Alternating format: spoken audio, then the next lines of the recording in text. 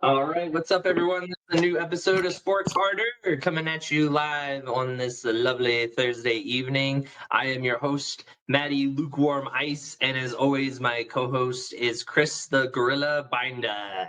What's up? However, because it always like flips it, so unite as one. So we got a very fun, jam-packed episode. A lot of stuff to cover. Free agency in the NBA has blown up, and some moves in the NFL that we'll talk about as well. We haven't even talked about the Warriors and them winning the finals and everything like that. So let's just dive right in on that and start with the Warriors winning the NBA finals against the Boston Celtics. Um, you and Larry both said the Celtics were going to take it. I was the only one that called it, that said the Warriors would end up taking it. I said in 7 games, but it ended up being in 6 games. So Warriors winning it, taking it. I love it. At the end in the press conference, Steph Curry's holding the trophy, his MVP trophy, and he's like sitting there going like this. And everyone was like, what is he doing? And I guess like a couple of years ago, and that Steph even remembers this, a sports analyst on ESPN, like two or three of them were asked like how many more titles the Warriors would win going forward, because they had the injuries and they had like, KD leaving and like all this stuff. And two or three of the analysts all went like this, and they went zero. They won't win another title ever for Steph. They were saying Steph would never win a title ever again. And so Steph was sitting there going like this. And I was just like, man, that's like hard trolling to be able to remember that for that many years. Um, I mean, if so somebody trolls you that hard, you know you're going to remember that. What else this does is it marks Steph like he's got to be in the greatest of all time, like comment or is category. is he like in the top 10 or like I mean, he has to be according to LeBron's idea. He has the same amount of rings as LeBron does in less time. that's true, and all on the same team. Yeah, LeBron's got it on 3 different teams. He's got 4 titles on 3 different teams. Like Steph did it all with the same group of guys, minus Kevin Durant. Yeah. I was gonna say, and if he would be at 5 right now if KD and Clay didn't go down in the Toronto finals. Yeah, So they would have won that easily. Easily. yeah, I definitely agree. So a lot of people, asking, is Steph Curry like a Hall of Famer now at this point? Like, is he guaranteed Hall of Famer for 4 rings within what, 8 years or something like that, right? Yeah, and he could have had 6 rings because weren't they up 3-0 or 3-1 on the Cavs when LeBron won? Yeah, Yeah, they were up 3-1. yeah. Should have been 6 rings in 8 years. Honestly. Like they just choked on that season. They were 73-9 that year. Best record of all time. Like they should have won that. They should have like just destroyed LeBron's Cavs. Like I mean, they had J.R. Smith who didn't know where to rebound the bucket and take it to. Yeah, that'll always go down in infamy. That was a famous thing that happened. So I guess for Steph, then if he's a surefire like Hall of Famer, like he's guaranteed Hall of Famer, um, basically anything that happens now for the rest of his career is kind of just like icing on the cake, basically for it. It's just like a stat builder. I mean, he And already has the record for most 3-pointers made in an NBA career. so with that being said, like, do you think like Steph like ruined the game? Like he ruined basketball? A lot of people say him and Clay have ruined it just because they shoot so many threes and they make so many threes that it's kind of like ruined now. And other teams try to obviously like mimic that or copy that as well. So Yeah, you look at stats like even 20 years ago, teams would average 20 to 25 3-point shots a game. That's it. The average now for a team is upwards of 50 3-point shots a game. Like, that's insane. And I don't think Clay and Steph ruined it. I think they perfected the 3-point shot. Those two are ridiculous. Like, you give them an open shot, hell, even a covered shot, they're going to make it. They're both career 40% 3-point shooters. Like, that's kind of unheard of. Having two career 40% 3-point shooters on your team.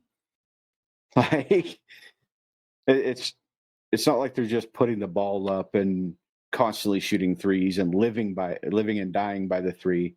They do shoot a lot of 3-pointers. But the thing with Steph and Clay is they can get to the basket too. Clay can Yeah, cross over nearly anybody in the league. Same with Steph. Like, Steph's one of the best ball handlers in the league right now. I'd still say Chris Paul's above him ball handling skill wise, but he's definitely up there, you know. yeah, that's true.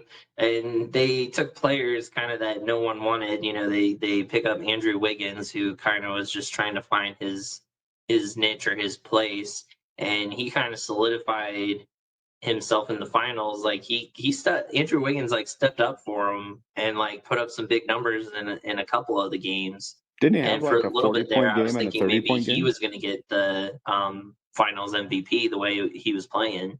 Yeah. Didn't he have 2 30+ point games?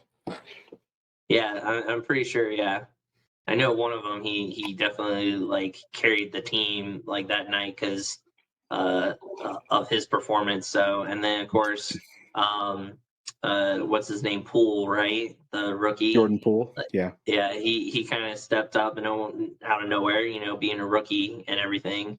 And then Draymond Green. So, like, are they the Garbage. best like trio like in the NBA history? No. Like Steph, No. Draymond, and Clay? No. No. No. I will still hold up that the best trio that's ever existed in a superstar big three, honest to God, Kevin Durant, Paul Pierce, Ray Allen. Hmm. But then you got to put LeBron, Dwayne Wade, and Chris Bosh up there. I was gonna say, where do you put like Jordan, Pippen, and Rodman? Um, I would put them above Steph, Clay, and Draymond for You sure. would put them over them. Yeah, because I think the only thing that Draymond really has going for him is his mouth.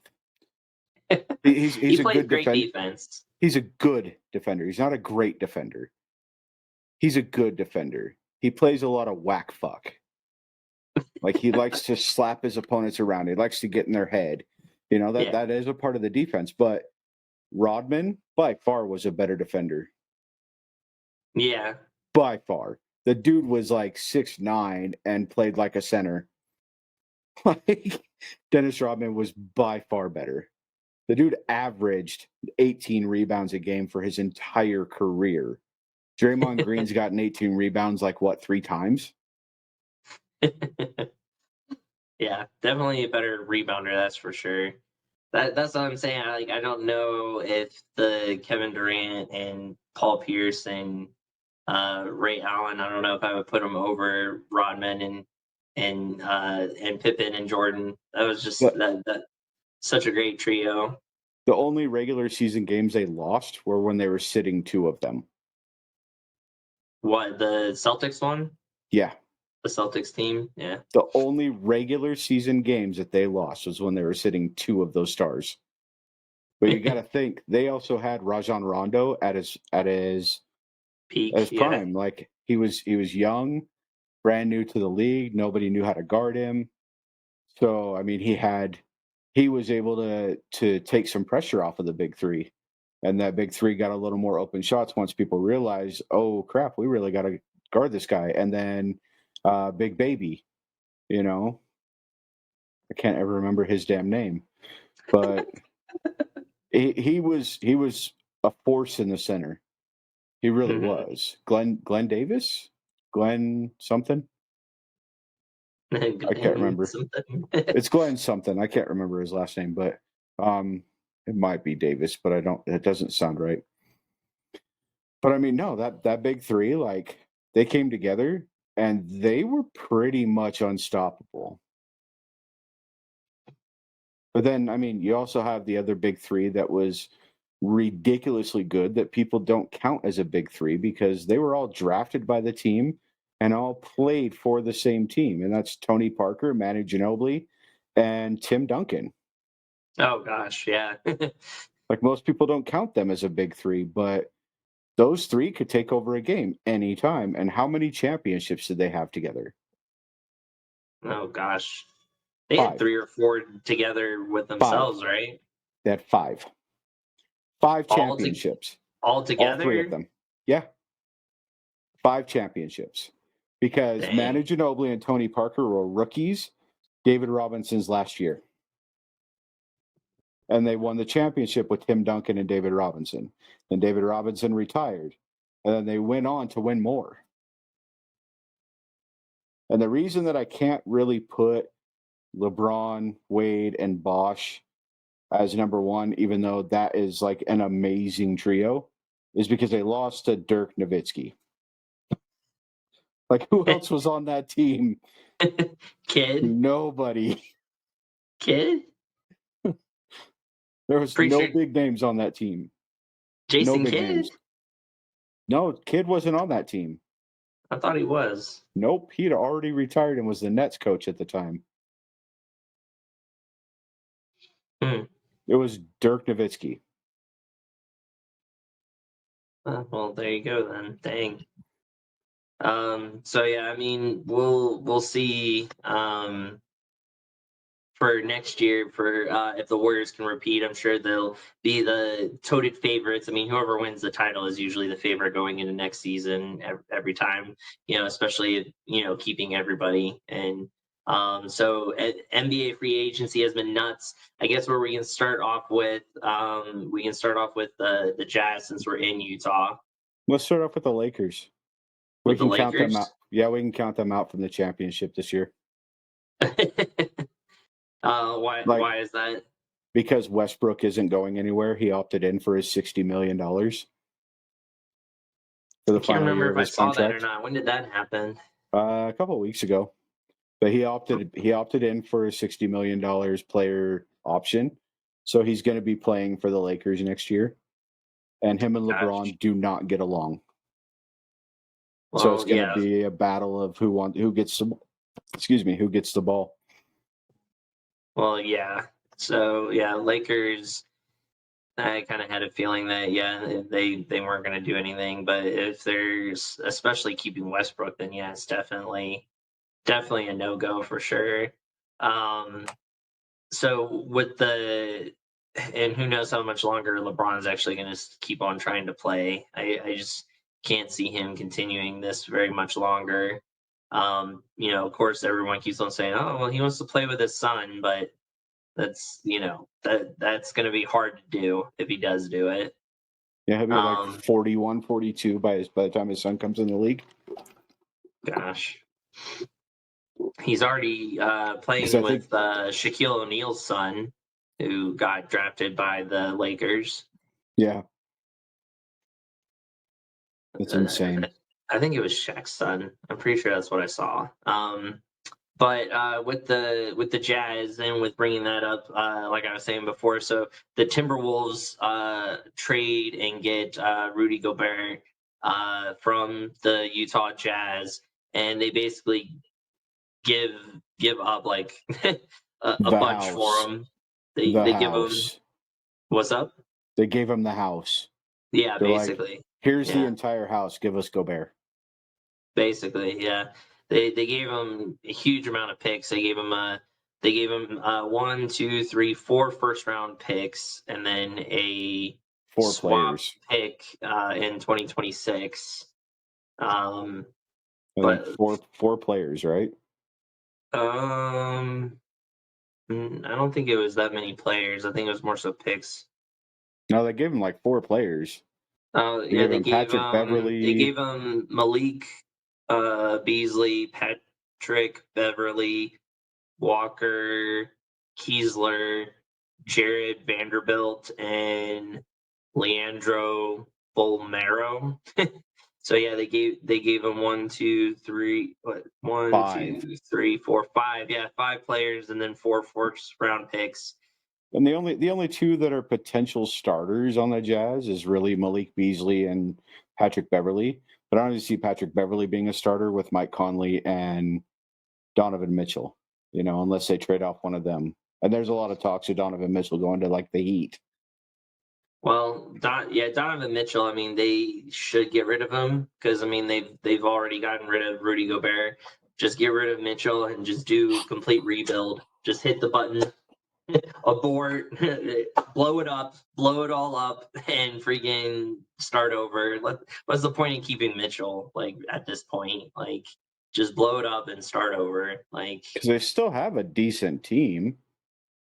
Rudy uh, Gobert wasn't that important to the team. like a 3-time defensive player of the year or 4-time or And whatever it was. he averaged like 2 blocks a game and 14 rebounds a game and 14 points a game. He was never an offensive threat. Like they had a stupid play that I always hated. Like I watched them throw this play. It was their version of the pick and roll, but it wasn't even really a pick and roll. Like Rudy wouldn't come up for a pick. It was he would like step up to the top of the key, like the top, like towards the free throw line. He wouldn't go all the way out to the 3-point line, and then he'd cut down, and the other team would act like they're leaving him open. So somebody would pass it down. Usually it was Mitchell or Conley would pass it down to Gobert, and Gobert would just stand there, and like the other team would come in and snag the ball. Like I watched it happen so many times. Gobert was never an offensive threat. Sure, he had like one or two dunks a game, but the dude is 7'2". Like he can stand up and grab the rim. He does not have to jump to grab the rim. That's how long his arms are. He is a defensive juggernaut. He's a rim protector. But centers these days need to be more like Nikola Jokic, where he's a rim protector just like Rudy Gobert. Damn good defensive player. But at the same time, he can shoot from anywhere on the court. He can box you down. He can post you up. Like he can do everything. He averages 14 rebounds a game, but he averages 28 points a game as well. Yeah. He, honest to God, Rudy Gobert, and Jazz fans will hate me for saying this, but I actually do root for the Jazz a little bit when I'm here because I'm here. But I'm an OKC fan by heart. Seattle Supersonics all day, every day. If they ever come back, that's who I'm following. But I root for the Jazz because I'm in Utah. And a lot of Utah Jazz fans that watch our stuff will be upset by this. But Rudy Gobert was not the answer. Donovan Mitchell, you get him like a good solid center that like a not really like a Nikola Jokic, but more who's a good one?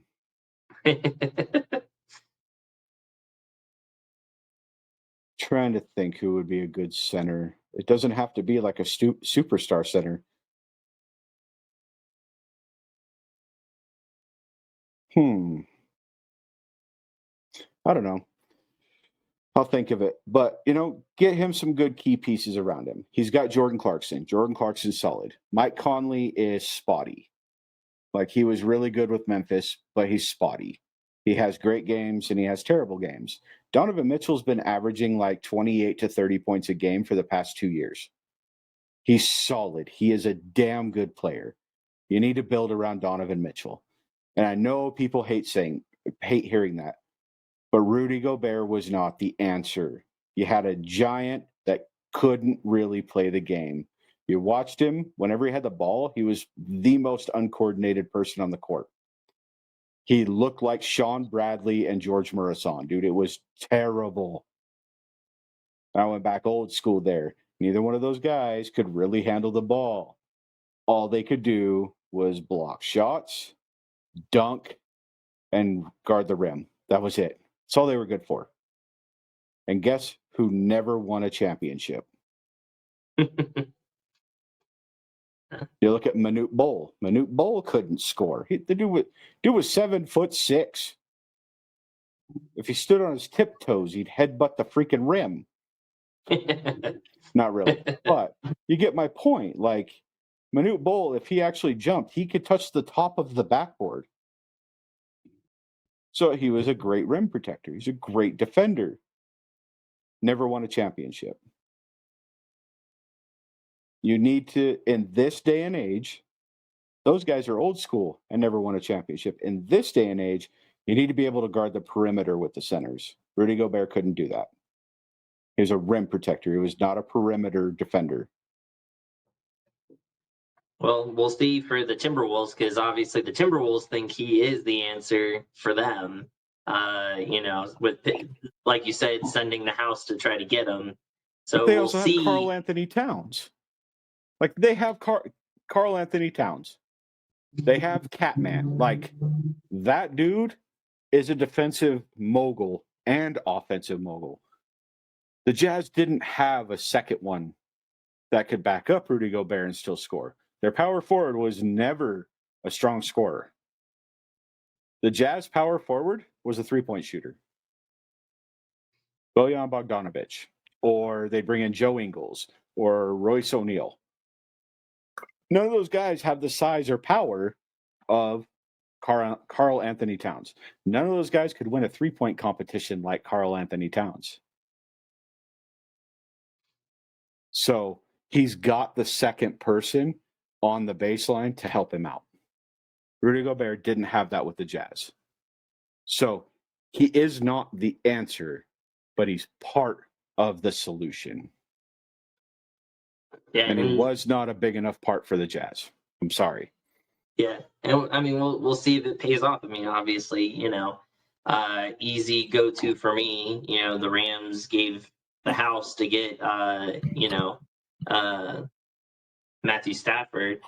So and it paid off. We won a Super Bowl, so it makes all those first round picks worth it if you get what you wanted, which is a title. So we'll see if the Timberwolves actually can accomplish giving up that much to get what they want. If they can be able to do that, we'll see if it pays off. And I mean, if it pays off in less than 3 years, then I think it's worth it. If it doesn't, if you can't win a title within 3 years of making that trade, then you lost out. It wasn't worth it. So even like making the playoffs or getting deeper in the playoffs, it doesn't matter. The overall goal is to win a title. So we'll see if that pays off for them or not. The one thing I like about the Timberwolves is they're not making the same mistake that they did with Kevin Garnett when Kevin Garnett was on the team. They never really built a solid team around him. They never actually put money out there to bring in other players. They went off of their draft or they'd pick up like low-end free agents and stuff. This time they're actually building around Karl Anthony Towns, and I like that. That gives them a legitimate shot. There you go. So some other big name teams, obviously the Nets have been big discussion here lately just because Kyrie at first was talking about wanting to leave. And then KD obviously throwing out that he wanted to be a part of trade talks. Kyrie, ended up, exercising his option, and so he's coming back to the Nets for 37 million. But I've seen a bunch of experts, NBA experts, and everything say that a Kyrie Westbrook trade could still happen, where they literally just swap, and Kyrie goes to play with LeBron again. So even though they're still in their contracts, a trade still could happen, and that's rumored or in the mix. Yeah. KD originally was like hardcore, like I want to be traded, but then now the talks are dying down, and he might stay. He was saying some of the teams he wanted to play for were the Heat. I think the Celtics Phoenix were Suns. in the talks. The Heat and the Phoenix Suns. Okay. And then, of course, they were And saying maybe the Warriors. He would go back to the Warriors. I don't think the Warriors will ever take him back, to be honest. Like, why and not? I don't think they want him back because they literally gave him the middle finger with winning a title without him. They were like, we don't need you. We did it. Like, so, Yeah, but he um, had good rapport with the team. He left on good terms. He didn't ask to be traded or anything like that. He left on free agency. Like he left on good terms with the team, and he's still good friends with Steph Curry and Clay Thompson. He's not still, Draymond, no. huh? Him and Nobody's friends with Draymond. Draymond. Draymond's a Him and prick. Draymond. That's because Draymond is a prick. Like I mean, Larry talked about it too last time. Like Draymond is all he does is run his mouth. but I mean, when you I'm saying exercise that's your a reason why he won't come back. Like KD won't come back for that reason. so I don't want this to be taken as a black joke because it's not. Okay? You think about flexing your muscles, working out your muscles. What happens if you work out your muscles a lot? They get bigger. They get bigger, yeah, Why do you think Draymond's lips are so big? because Because he's running it all the time. that's the only muscle he works. So I had to clarify that is not just because he's black. Good point. I'd say that about it. A white guy that ran his mouth that much too. Just have to clarify so people don't get offended. Because that's not the joke it is. It's just a muscle. Yeah, no, that's true. Well, that with that being said, what direction do you see the Nets going? Are they going complete overhaul?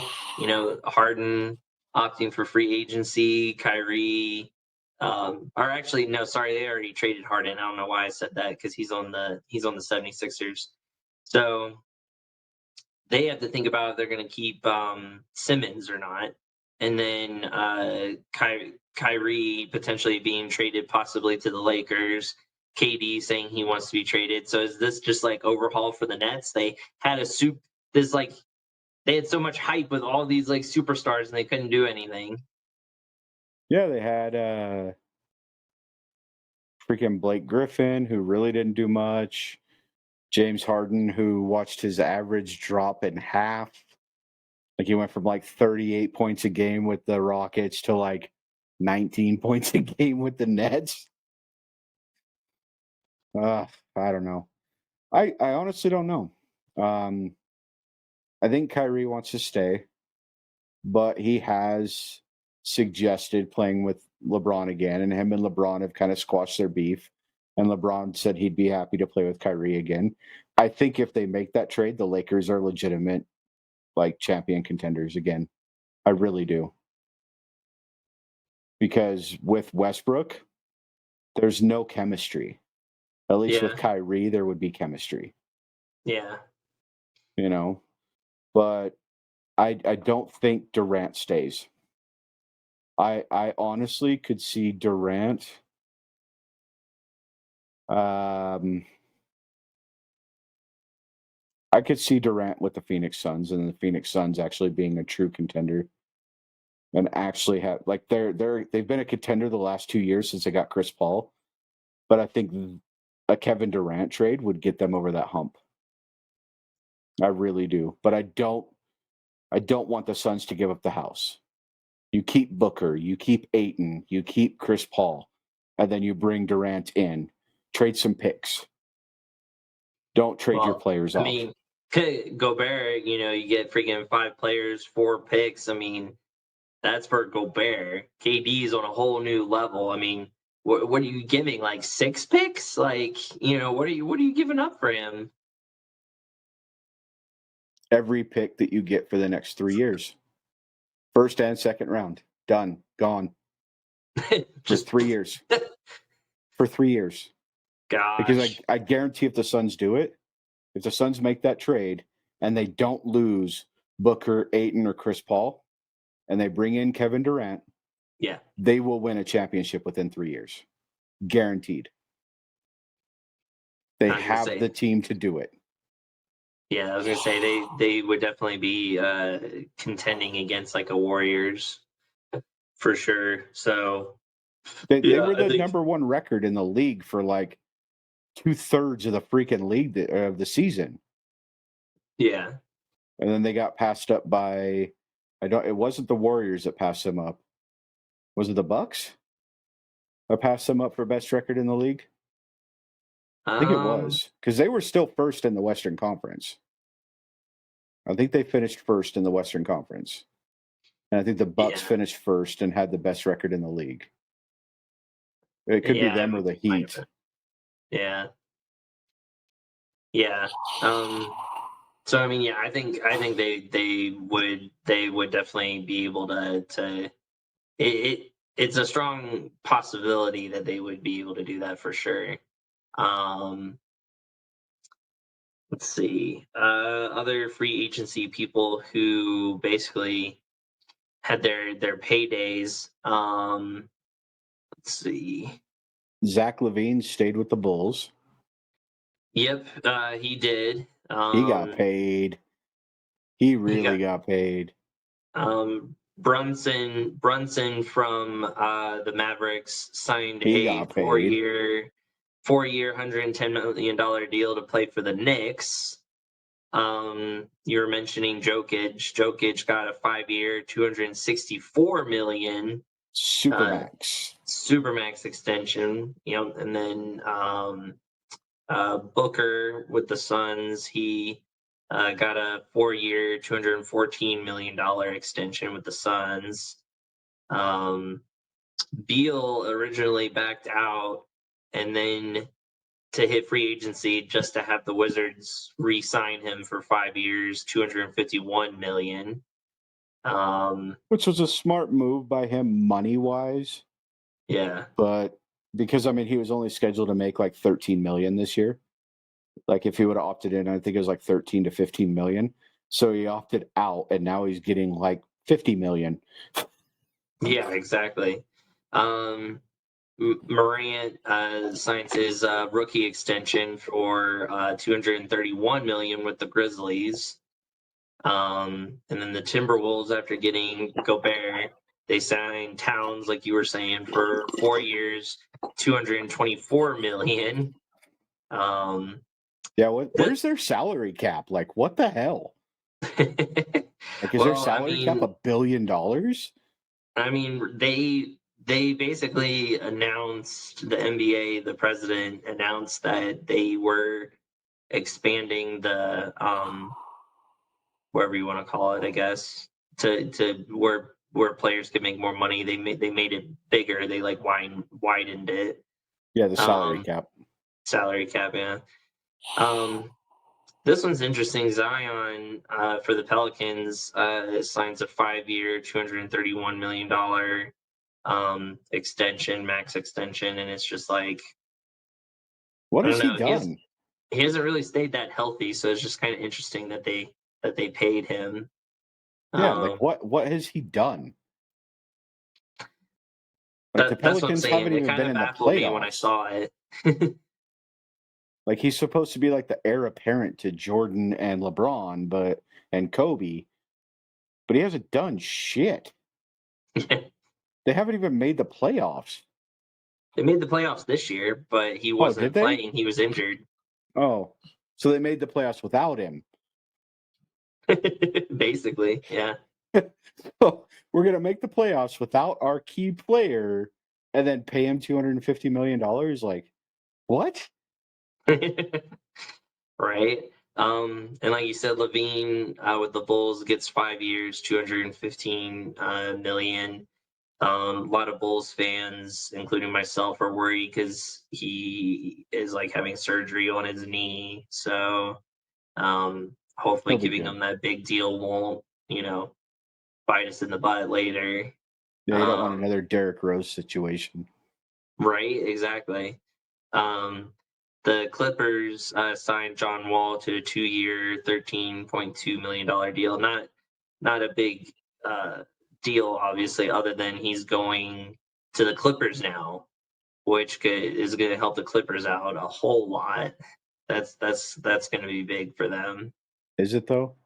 He didn't help the Rockets out at all. Well, the Rockets freaking suck, so not surprised by him not helping them that much. True.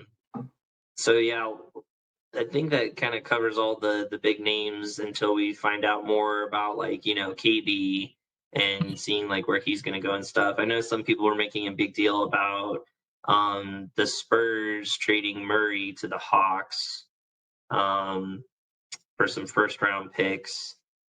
Everyone's thinking that's going to help the Atlanta Hawks like get over the hump or whatever. And I still don't think they're that great, even with adding him to the mix. I feel like there's still a long way away from being able to beat like a Bucks team, Right. or a Sorry, you Heat, said you said the Hawks, and I zoned out. Who? the you're like, who, the Atlanta Hawks? What? Yeah, I zoned out. So who did they pick up? They picked up Murray from the Spurs. They No, traded Javon huh? Murray. Who the hell's that? Wasn't he like a Um rookie a couple of years ago? So he's only like sophomore, junior in the league or something like that. yeah, DeJounte Murray, if that's how you pronounce it.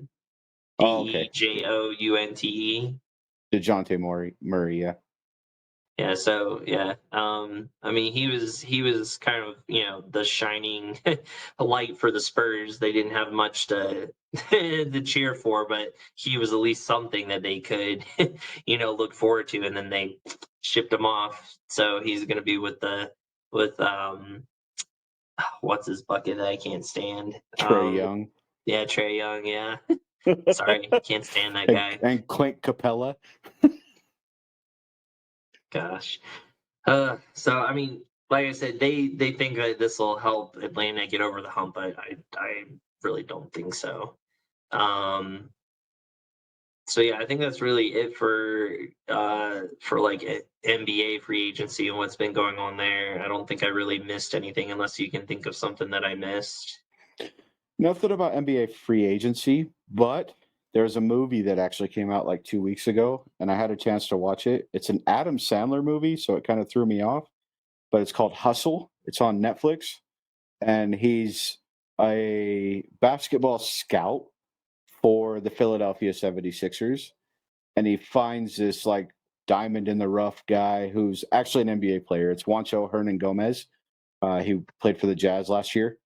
Um, but it kind of like tells a little story. It's got like a Rocky montage in it because it's in Philly, and um, he Yeah. runs and stuff. So it's actually like a really good movie, and there's a lot of cameos in that movie from like actual NBA players. So like Shaq, Kenny the Jet Smith, Charles Barkley, um, Jordan Clarkson, Trey Young, Aaron Gordon.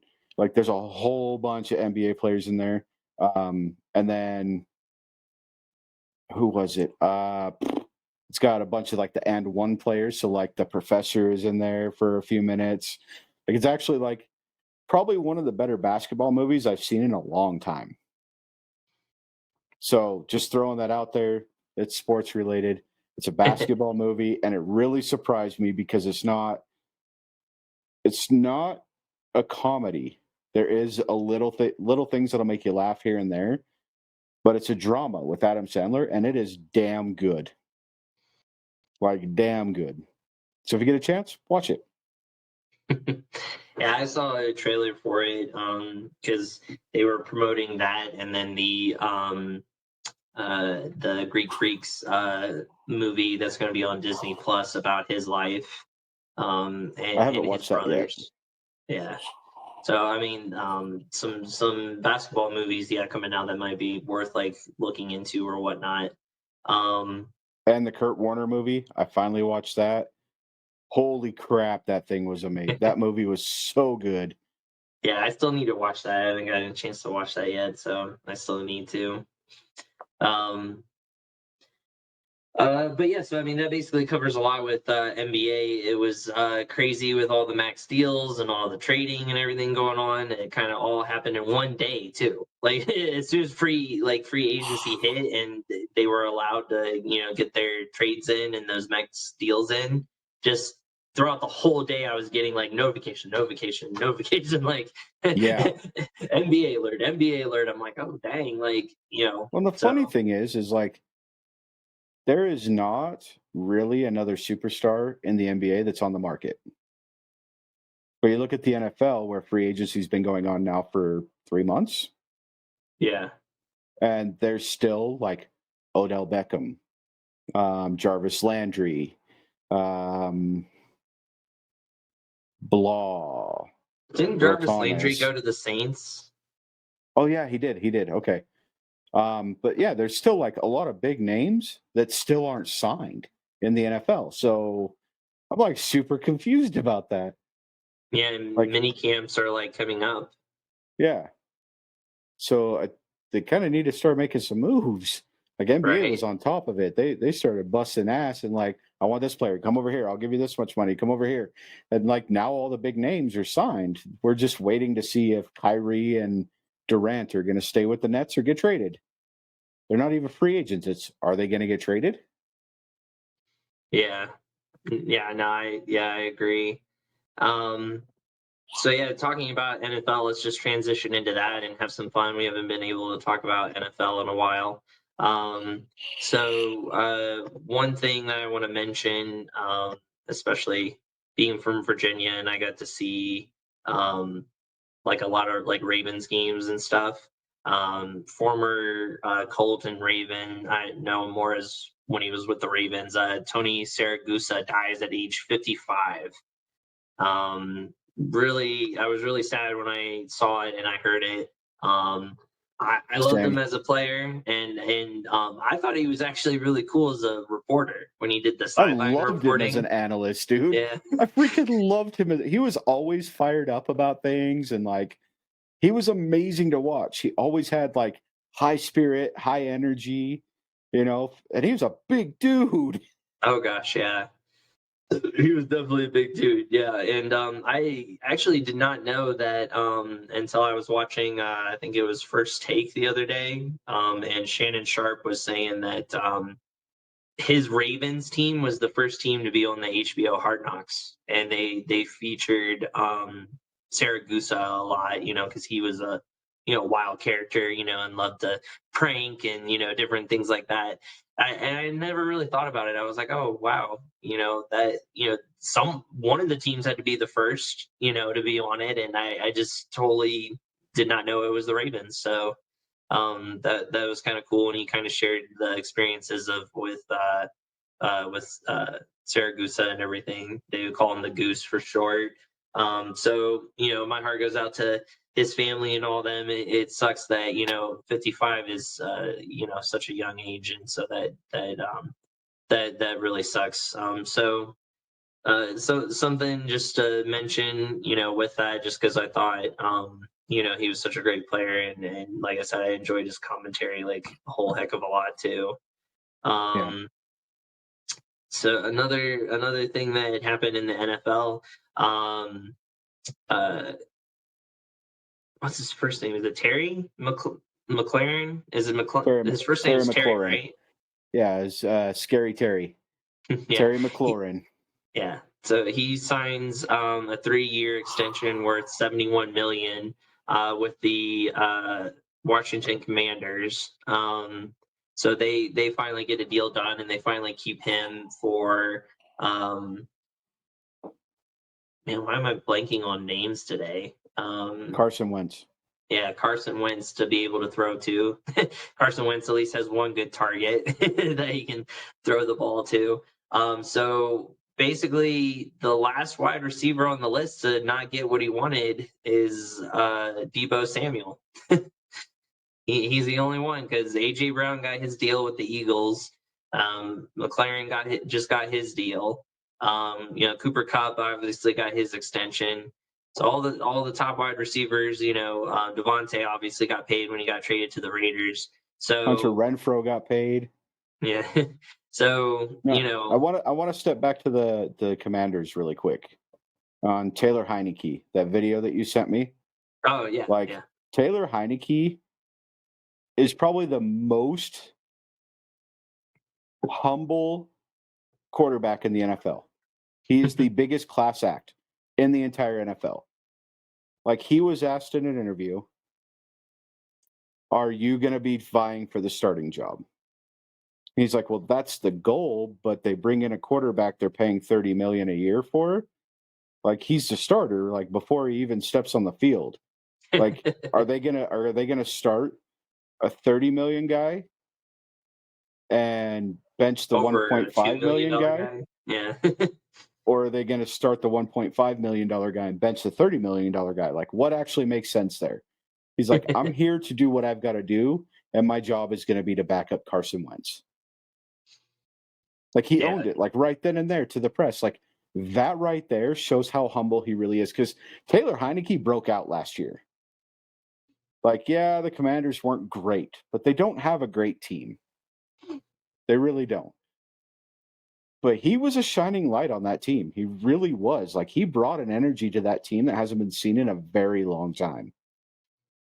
Yeah, yeah, he definitely did, and that was a cool video because he basically understood what he's supposed to do, which is nice. That not being prideful and be like, well, yeah, I want it. Like it's gonna be my starting job. I'm gonna compete for it. He was like, I'm getting paid to be a backup, so I'm gonna be a backup. He's like, that's what they're paying me to do. Like, so Yep. it makes sense. And yeah, I thought that was really cool.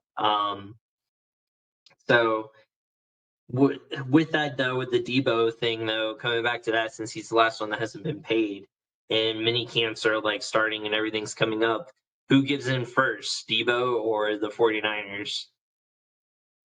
The 49ers. You think the 49ers will give in? They need him more than he needs them. For real. They're either Yeah, going to pay him or trade him. Like, it's going to happen. It's not going to be like Debo will sit. He has no yeah, problem sitting. yeah. And I don't think Debo's as good as some of the other receivers. I think he's a damn good Swiss Army knife. And we've had this conversation. Yeah, You and I had this conversation. yeah. I don't think he's a top 10 receiver. I don't. He's good. And he's a hell of a running back. Like, that came out of nowhere. Like, Right. what the hell? Like, they just give him the ball and he makes plays. That's Debo's thing. He is a playmaker, but he drops the ball a lot. Well, then you have to look at who his quarterbacks were. He never really had a good quarterback. He had Nick Mullins. He had Jimmy Garoppolo. He's had Trey Lance. Trey Lance hasn't really shown what he could be, but Jimmy Garoppolo, not a good quarterback. I'm sorry. He's just not. I wouldn't even put Jimmy Garoppolo in probably the top 20 in the league. Well, no. Yeah, Yeah, I wouldn't. I I I, wouldn't either. I think he's terrible. So having a non-top 20 quarterback throwing to you, yeah, Debo isn't. He hasn't had his light to shine. He's shined as a Swiss Army knife. Maybe he's a better receiver than I'm giving him credit for, but I don't think he's a top 10 receiver. But that Mhm. could be solely based on the quarterback play that he's had. Just my opinion. Maybe if he Yeah, goes to a team like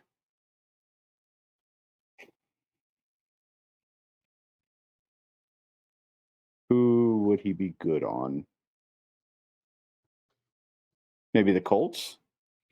Have a Matt Ryan throwing to him? I was gonna say, or maybe like the Packers. Go to the Packers, have Aaron Rodgers throwing to him. I mean, that's a whole both of them are a different level of quarterback. Like Matt Ryan, he's kind of digressed a little bit, but I'd still say he's a better quarterback than Jimmy Garoppolo. Yeah, I mean, they've both led a team to the Super Bowl, but Matt Ryan's more accurate. Matt Ryan throws a better spiral. Matt Ryan's got more arm strength. I don't know. I yeah, put him on the Packers and see what he can do. Put him alongside Sammy Watkins and Randall Cobb and Alan Lazard. Not really like superstar wide receivers. You put him in that wide receiver one role and Sammy Watkins in the wide receiver two, and then Lazard is three, but Cobb is a slot. Debo might thrive. Debo might pull off like a Devontae Adams type season, but he hasn't proven it yet. Yeah. He's still young. I think he's only 25, 26. He's young. I was gonna say, well, he's coming up on his just like Cooper Cup, because I think him and Cooper Cup came in at the same time. Yeah. So they're both at the end of their like rookie deals. Yeah, so it's like 25, 26 years old, somewhere in there. But I mean, you look at the other receivers too on the 49ers. You have Brandon Ayuk. He's a speedster, doesn't really do much in the way of playmaking. He occasionally gets open. George Kittle is a freaking beast. That dude just catches everything and just runs everybody over. It takes 3 people to tackle him minimum. So, I mean, George Kittle's the big playmaker. They've always had a strong running game. Well, they lost their top running back in Raheem Mostert. So it was relied on Deebo Samuel to really pick it up. And he did. But he picked it up as a running back. He had more yards as a running back than he did as a receiver this year.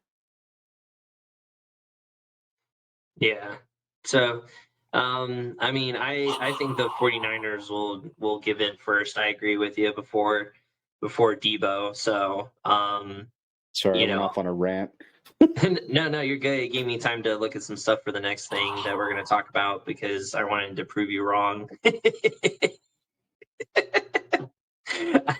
So, With Deebo? no, not with Debo. Oh, So the next thing that we can talk about that happened, obviously, and in the NFL, and we had already talked about this earlier. That's why I said I wanted to be able to prove you wrong. The Browns, during the offseason obviously got Deshaun Watson. So Baker Mayfield wanted out, and he finally has been given his request to be traded, and he's been traded to the Carolina Panthers for a conditional 2024 fifth rounder. So Baker Mayfield officially out. Panthers now have Baker Mayfield and Sam Darnold. and Cam Newton. Yeah. And so my opinion when it first came out was, I don't see this as any upgrade or not or downgrade for getting Baker Mayfield. I feel like he's on the same level as a Sam Darnold. I don't think he's any better or any worse than Sam Darnold. So the Carolina Panthers did not improve their odds for anything by getting him, other than No, giving no. him what he wanted, which was to be out of Cleveland. And see, that's not a point I was arguing. Like, Panthers didn't upgrade their offense like the Broncos did when they got Russell Wilson over Drew Lock. Yeah. They didn't really super upgrade their offense, but Baker Mayfield is by far a better quarterback than Sam Darnold. By far. Mm, He the stat absolutely is. the But stats would say otherwise. his problem, he gets in his head too much. Sam Darnold just sucks. Baker Mayfield throws one pick and he's in his head, screws up the rest of the game. Baker Mayfield fumbles once, gets in his head. That's his problem. He still has that young mentality where one screw up costs the whole game, and it ends up costing the whole game for him. And it's because he gets in his own head. Sam Darnold should not be anything more than a third string quarterback. I'm Oh sorry. gosh, dang. Whether he gets in his own head or not, it's still part of the game. So It is. It he's is. still But not he's still on the same level. when he doesn't get in his own head, he's an elite quarterback. I mean, I've seen Sam Darnold make some elite stuff, some elite passes. I've seen Against him do who? some stuff. Against who? Every time Sam Darnold has won, it's been a bottom 5 defense. Bottom 5. They were what, like 5-0, 4-0 to start the season until they started going downhill Yeah, when did they go downhill? when they lost When McCaffrey. when McCaffrey got hurt. McCaffrey is the heart and soul of the Panthers. It was not Sam Darnold. McCaffrey was averaging 200 scrimmage yards a game for the first 5 games. What's wrong with Baker then? He had a top running game and a top offensive line for it. Like, No, he didn't have a top offensive line. His you can't offensive have a line top sucked. running game without a good offensive line. Yeah, you can with Kareem Hunt and Nick Chubb. Dude, they just ran people over. Nick Chubb was one of the hardest running backs to tackle. He actually was one of the hardest running backs to tackle in the NFL over the past 2 years. I was gonna say, I don't know if you know this or not, but there's this guy named Derrick Henry that plays in the league. Yeah, and Nick Chubb still had more forced missed tackles than Derrick Henry. That is a in lie, the last 2 sir. years. I do not believe that. Look it up. I think do not believe that. Forced missed tackles last year alone, or in the last 2 years, they compared the last 2 years because Derrick Henry was out. So they compared the time that Nick Chubb was out compared to the time Derrick Henry was out. So they took a sample size of the same amount of games. Okay. Nick Chubb had 123 forced missed tackles. Derrick Henry had 102. Look it up. This is something I looked up because I didn't believe it. Because I thought Derrick Henry was the hardest downhill running back in the league, and he's not. Yeah. He's definitely a beast. He's definitely hard to tackle. But he's also 6'4", 280 pounds, solid muscle. Nick Chubb is 6 foot even, 210 pounds. There's a 70-pound weight difference between the two.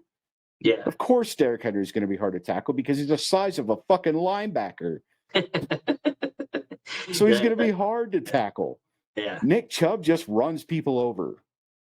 Derrick Henry still has the best stiff arm I've ever seen in the NFL. Ever.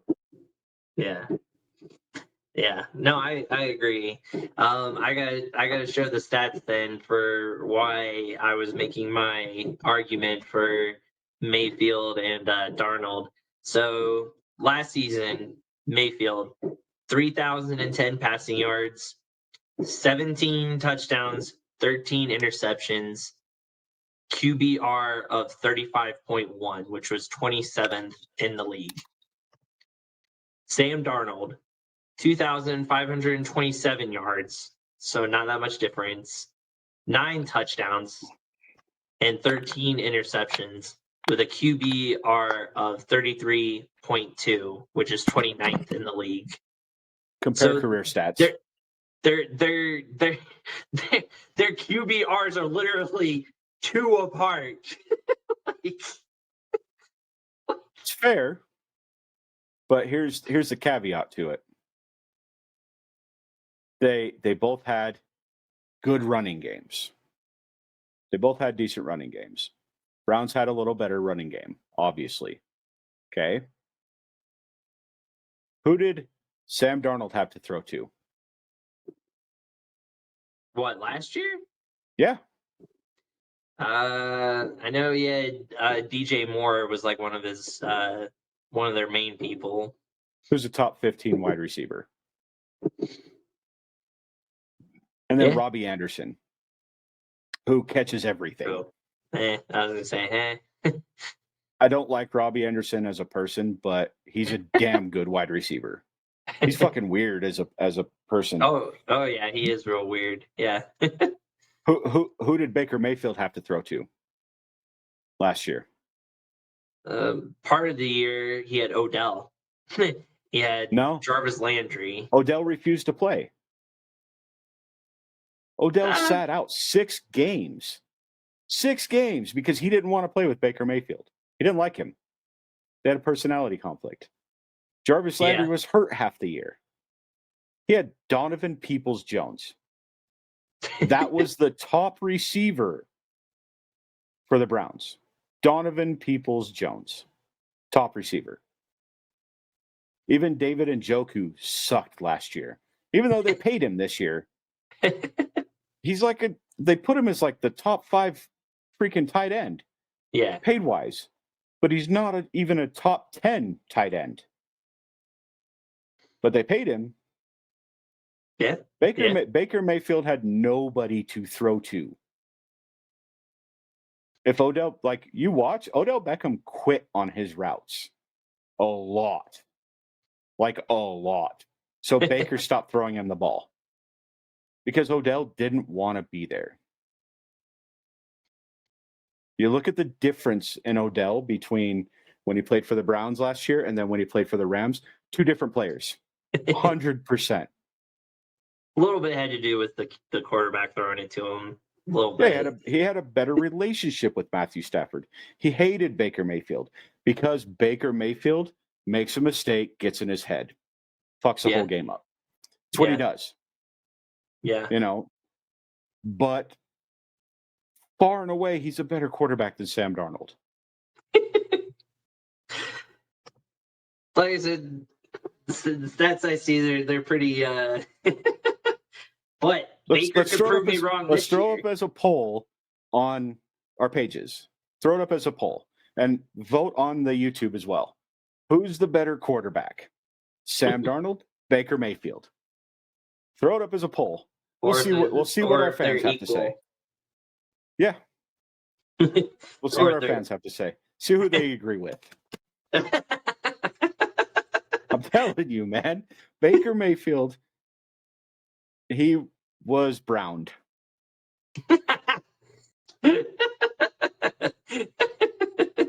I mean, you go to Cleveland for your career to die most of the time. So, it'll be interesting to see for Deshaun Watson, is he going to even play this year? 20 out of the 24 cases have been dropped or resolved or whatever you want to call it. So only 4 cases are still out there. The 4 cases, most, I think, if not all of them, are against the Texans because they're suing the Texans, saying that the Texans were aware of it and didn't do anything about it.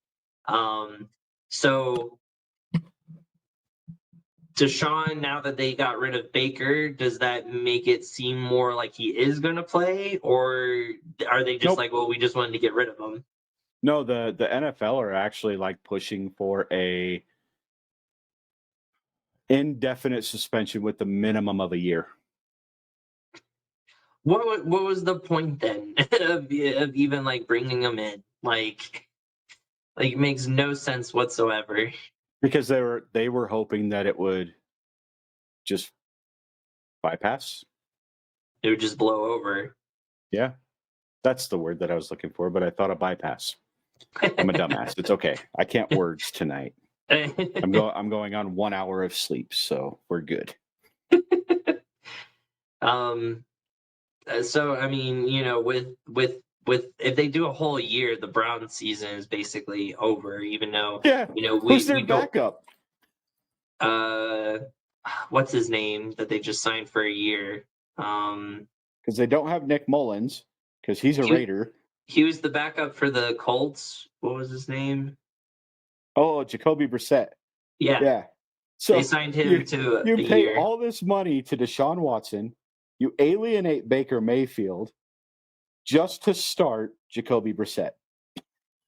Yep. That's a Brown move if I've ever heard of one. I was gonna say, yeah, you can't get any more Browns than that, basically. What's funny is I have a friend that's a Browns fan, and he still tells me, he's like, the Browns are gonna win it all. I'm like, why? Because they got Deshaun Watson. They're gonna win it all. I'm like, dude, he's not even gonna ever play in the NFL again. They paid him a guaranteed $230 million to never play in the NFL again. Possibly, yeah. Basically. Because if he gets a 1 year suspension, even though it's an indefinite suspension, a 1 year, that is 2 consecutive years that he has not played in the NFL. You look at players that set out for 1 year and how much it affected them. Yeah, exactly. So no matter how much you keep in shape or practice or do whatever, it's, being out that long is always difficult. So yeah, two years you can just call his career done, basically. Even if he does come back, I couldn't see him playing well at all. So, um, but yeah, I think that was the major stuff for the NFL that's kind of happened here recently. Um, There's a lot going on at NHL too. Like their yeah, free agency's happening, and there's like trades all over the place, and like free yeah, agency signings, and I'm like, holy crap! yeah. A lot of that happened today because they're doing the draft. The NHL draft was today, Oh, okay. so yeah, there was a lot of free agency moves and a lot of people moving around as well. Hey, remember what I said at the beginning of the NHL season? No, I did not. We were talking about the Seattle Kraken, Yeah. and you asked if I thought they were going to pull the same thing that the Las Vegas Golden Knights did and make a deep playoff run in Oh, their yeah, first season. yeah. And I said, they're not even going to make the playoffs. Who didn't make the playoffs? And I That don't is even know true. shit about hockey. I know nothing about hockey. My hockey extent, my hockey knowledge extent goes Wayne Gretzky, Mario Lemieux, Sidney Crosby. That's it. Oh, I know a little bit of Ovi. Yep. That's because you're a huge fan, and I've watched a few of his highlights. Like that dude's a monster. But I don't know shit about hockey. I've never taken the time to actually learn the game Missing out. because It's fun to watch. I get on ice skates and I fall. So You're not gonna wear ice skates while you watch it. It's still fun to watch. no, but I'm saying like I could play football. I played football. Super interested in football. I played basketball. Super into basketball. I ran track. I love watching track. But I never played hockey, never even attempted to play hockey. I never wrestled. I never really did any other sport. You know, I didn't do lacrosse. I didn't do soccer. So I'm not interested in those sports. Maybe if I watched it, I'd get more interested. But soccer is still fucking boring to me. They just run for 90 minutes and kick a ball back and forth. It's like why not just change soccer into kickball and make it more fun? I mean, I enjoy soccer depending on who's playing, obviously, but especially like Olympics and stuff like that is a lot of fun to watch. But um, something we Like I didn't like really watching mention, FIFA. I like watching the World Cup, yeah. So but I I don't mean, understand it. so but yeah, depending on for next week because we didn't really get to talk much baseball. A little teaser of what we can talk about for next time. Right now, the Yankees are on a hot streak. They have the best record in baseball. Aaron Judge could potentially hit 60 home runs this season. I actually asked my wife Mel about this the other night on what she thought, and we can go more into it for next episode. A little teaser, a little hot take. Um, if Aaron Judge gets to 60 or surpasses 60, should he be considered the home run leader, or should McGuire and Sosa being at 70 be the point of like where you're supposed to be trying to get? Or since they don't really consider their home runs counted, they didn't count because of the steroids. So it You're kind forgetting of, one person. huh? You're forgetting one person. Who actually owns the home run record right now? I mean, technically it was McGuire. No, it's Barry Bonds. He hit 72 in a season. Yeah, but I don't think he held the record though. Like McGuire was the one who broke it. That's why there's all those No. documentaries about him and not Barry Bonds. So Sosa broke the 61 record first. Then McGuire ended up the season ending at 70. And no, actually, you're right. McGuire broke the Roger Maris record. He hit 62. And then I think Sosa was at like 57 when he hit 62. And then Sosa passed him and got to 64 before McGuire did. Then McGuire ended up passing. Sosa, I think, ended at 65 or 66. And McGuire ended at 70. But like a few years before Barry Bonds retired, after the whole McGuire Sosa thing, Bonds hit 72 home runs. Bonds also broke Hank Um, Aaron's record. 73, and Oh, he it was did it in 73. 2001. And then McGuire got 70 in 98. Yeah. But Bonds also broke Hank Aaron's total home run record of 714. So, again, so if Aaron Judge is able to get the 60 mark,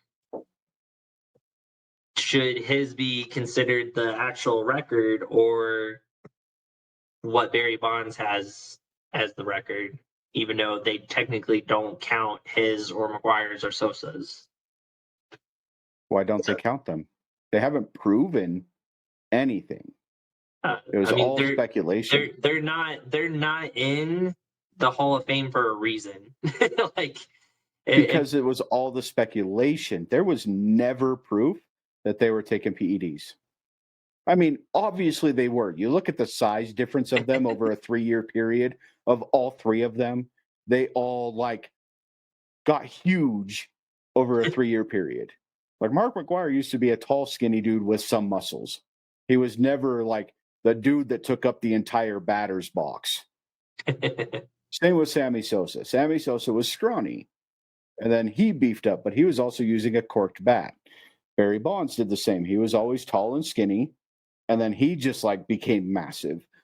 Aaron Judge is just massive, yeah. but I don't think that they can actually take away those records because there was no proof that they were actually on PEDs. So yeah, I mean, we'll have to get more into it, and I can share what Mel thought, of course, and go into that, and I'll give my opinion as well of what I think about it. Yeah, we could Um, talk about it. we've kind of if people have listened to the podcast previously, people know mine and yours opinion on those guys not being in the Hall of Fame and how we feel about it. So, um, it Yep. it kind of ties into that, I think, as well when it comes to the home run record. But we'll see. I think it'd be cool if Aaron Judge gets close. No Yeah. one's ever gotten close, obviously, since McGuire and all them to even get to 60. So I think the closest we've seen was like 52. yeah, something like that. I know And I Chris think that Davis was for the like Orioles Fielder. got kind of close one Yeah. year. And then there was Prince Fielder got really close. And then the dude on the Phillies that played on the Phillies for like 3 years and then got traded and disappeared. I cannot remember his name for the life of me. Oh yeah, But I he don't know. Ryan Howard. Ryan Howard hit Oh like 52, yeah, 53, something yeah, like that. And then yeah, got traded and disappeared. Like never got above 20 again.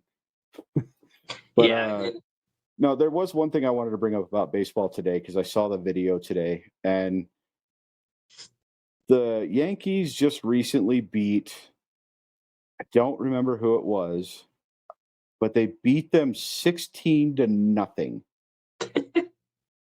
Like it got so bad that this other team went through their bullpen. Like their bullpen was done. They brought in their second baseman to pitch.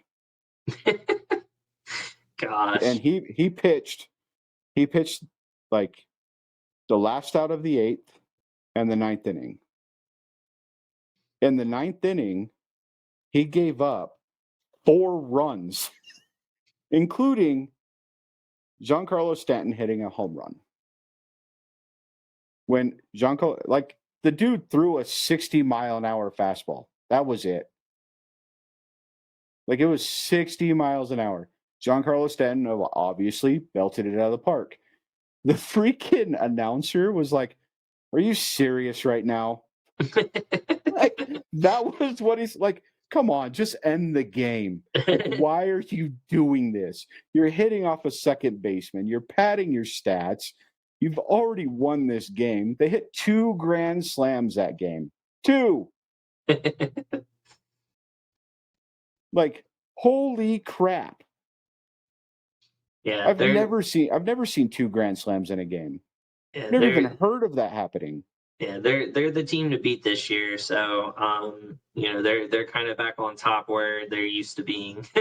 So they're kind of trying to push for another title to add into their already collective title reigns that they've had over the years. But But let me ask you with that game though. Do you think that's poor sportsmanship? I mean, I don't think you should just sit there and take the strikes. Like, I don't think you should just sit there and let yourself strike out. Like, if they're gonna put a second baseman in there, then you got to try your best. It's on the other team to get you out. It's not on you to make sure that you don't get out. Baseball is a little bit different. I mean, some other sports like basketball, like I hate when people there's like 50, I've seen a couple videos of this where it's like 15 seconds and the team's up by 20 and the guy will sit there and hold the ball. And then when the guy like backs off and is like, oh, okay, he's not going to shoot it, then he shoots a three. And I'm like, you're already up by 20 and there's like 10 seconds left. Like, don't shoot the ball. Like, don't be a jackass. Like, so stuff like that is poor sportsmanship. But like in baseball, it's a little different. You can't just sit there and take strikes. Like, so Okay, I agree with you. Absolutely agree with you. I wanted to bring it up because a lot of people thought that it was poor sportsmanship. Like there was a lot of comments on it and everything saying, I can't believe the Yankees did this. Why didn't they just end the game? Like, why didn't the umps just end the damn game? Honestly, you're up 15-0 going into the 9th inning. Like, end the game. Come on. Like, just right. end it. Like, there's got to be a mercy rule at some point. I know there is in lower levels of baseball rather than the major leagues, but you can't call it poor sportsmanship because no matter what in baseball, there's no time limit. You have to face that last batter. You have to get that last out. Yeah. And that's where I agree with you. Is in baseball, it's not poor sportsmanship. Sure, Giancarlo Stanton probably shouldn't have hit the home run. Hit a single, get on base. You got to hit. It counts. But still, I can hit a 60-mile-an-hour fastball. Yeah. And I'm not a good baseball player. I played baseball, and I sucked at it. I could field like none other. I was great in the field, Yeah. but I could not hit. My entire baseball career, I played 3 years in high school. I got 1 hit.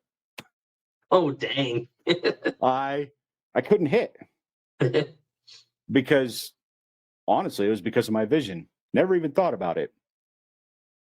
Like, now that I can see, I can hit better. I go to a freaking a lot of kids that I played with, though, could throw like 70 to 80-mile-an-hour fastballs. We had one kid, 14 years old, could throw a 93-mile-an-hour fastball.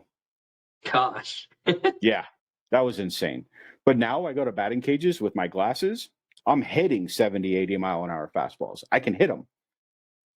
Obviously, there's been a problem with my vision for a very long time. Not making excuses. I sucked at baseball. The difference between a batting cage and a baseball field is batting cage, you have 1 pitch coming at you. Just one. It's just a fastball down the middle every time. Yeah. Hitting a pitcher, completely different story. But my point with it is we had mercy rules. Use them. Yeah.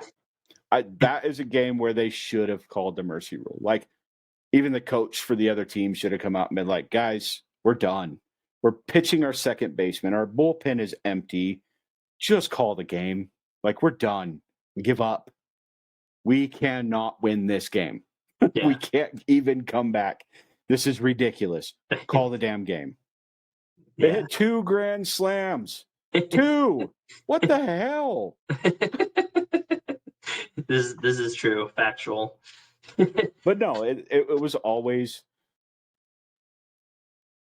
There's not poor sportsmanship by doing that in baseball because you have to get the final out. Yeah. Football, basketball, soccer, you have a time limit. So you're up 20 points. You've got 20 seconds left. Hold the ball. Take it. Excuse me. Was that loud? No, it wasn't too Jesus. bad. Whew. That came on all of a sudden. Like football, they're up. There's a minute left in the game. You have the ball. You're not going to go down and score. You're going to take a knee. You're going to end the game. Yeah. Basketball, you're going to hold the ball. Game's over. Soccer, Yep. like they play till the last minute because they're crazy. Hockey, they play till the last minute, but they're still playing till the last minute. You watch a game like the Avalanche destroying people 7-0 this year. They kind of did back off once they hit that like sixth or seventh goal. Sometimes the fifth goal, they backed off a little bit because they knew, hey, this game's in the bag. They weren't playing as hard as they were at the beginning of the game. Yeah. And you could see it. But like baseball's it's a different animal. It really is. The only way it's a poor sportsmanship is if like you're getting blasted 16-0, your pitcher comes out and starts pegging batters. That's poor sportsmanship. Your batter goes out, hits a home run off of a second baseman throwing a 60-mile-an-hour, Giancarlo Stanton. Giancarlo Stanton held his head down while he ran the bases. Like his head was down the whole time, and he ran it as fast as he could to get off the field. He didn't trot. He didn't baby step it. He didn't taunt the freaking pitcher. There was no bad sportsmanship in that. He felt bad for hitting that home run. And you could see it in his reaction when he ran the bases. Yeah. That's not poor sportsmanship. Like, shit, I just hit a home run off a second baseman. Yeah, he's like, it doesn't take much to do that, so nothing to brag about when it comes to that.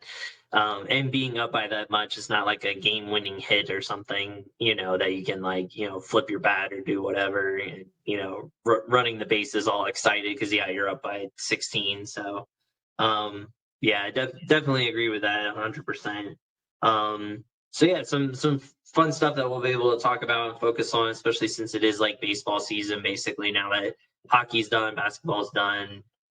Football mini camps are starting, but you can't really talk too much about that unless there's like free agency and stuff still happening, or players getting injured or something like that. So we'll be able to talk about getting ready for fantasy football though, and then also talking about who we think is like top three, wide receiver, dark horses for MVP, rookie of the years, defensive player of the year, all that stuff. So still a lot of stuff we can talk about with it leading up to the season. It'll get here before we know it again. So My vote is JJ Watt. Sorry, had to. had to throw that out there.